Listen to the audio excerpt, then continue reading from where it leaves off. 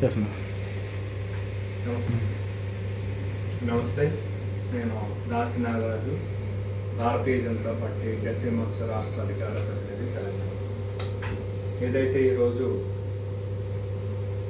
వినాయక్ దామోదర్ సావర్కర్కి సంబంధించినటువంటి వార్తని,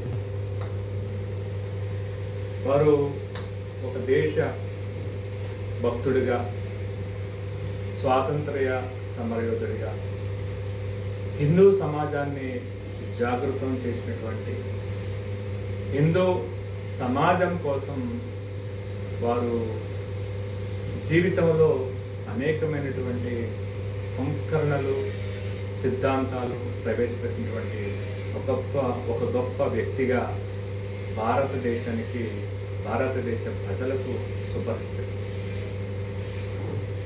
వారు స్వాతంత్ర్య ఉద్యమ సమయంలో మరి 1911 నుంచి 1921 వరకు, అంటే సుమారు 10 సంవత్సరాలు అండమాన్ మరి జైల్లో కఠినమైనటువంటి శిక్ష వారు అనుభవించినటువంటి సందర్భాన్ని మనం గుర్తు తెచ్చుకోవాలి.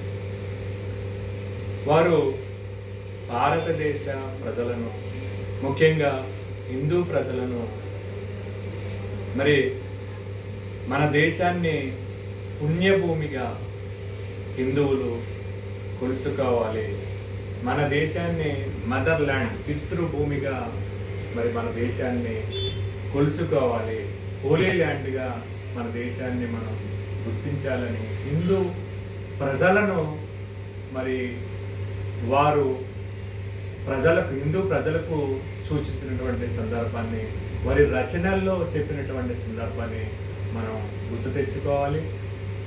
అద్భుతమైనటువంటి జీవితాన్ని జీవించినటువంటి, ప్రజా జీవితాన్ని జీవించినటువంటి సావర్కర్ 1966 సంవత్సరం ఇదే రోజు, అంటే ఫిబ్రవరి 26వ తేదీన వారు మరణించినటువంటి మరి సందర్భాన్ని మనం గుర్తు తెచ్చుకుంటూ, ఆ యొక్క మహానీయుని అడుగుజాడల్లో భారతదేశంలో ఉన్నటువంటి హిందూ సమాజం నడవాలని, అదేవిధంగా వారు ఏదైతే సూచించారో హోలీ ల్యాండ్,